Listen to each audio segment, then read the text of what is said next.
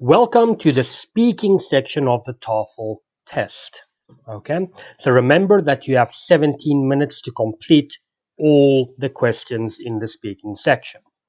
Okay, there are 4 tasks that make up the speaking section. The first one is the personal choice question. Okay, it's where you will hear a question, you will also see the question, you have to answer the question.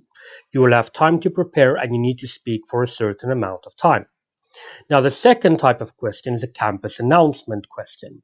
That is where you will read something, you will listen to an audio track, then you will have to make notes, obviously, while you listen, okay?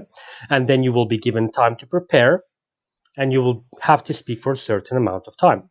So you will read, listen, and speak in the second one.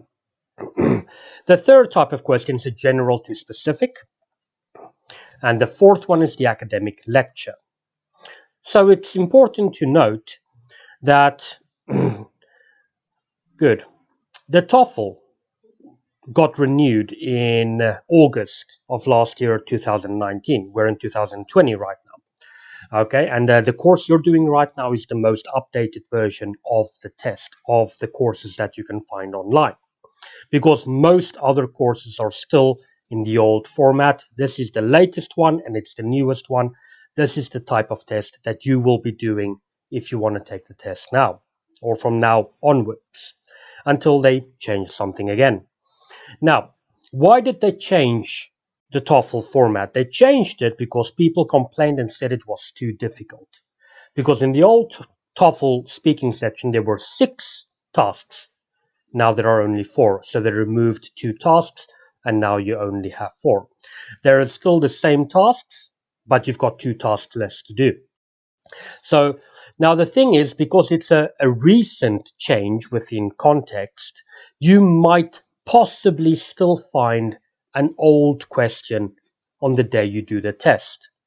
Okay, so that is why I encourage you to look at the old TOEFL speaking section, just to be safe. You never know, but most likely you will get the new version. That is the one they're giving out nowadays, but be ready that you could get some questions from the old test.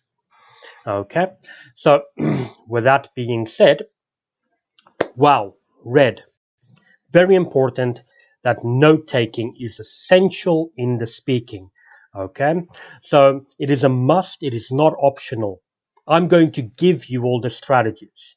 What you have to do is you have to memorize these strategies and apply these strategies.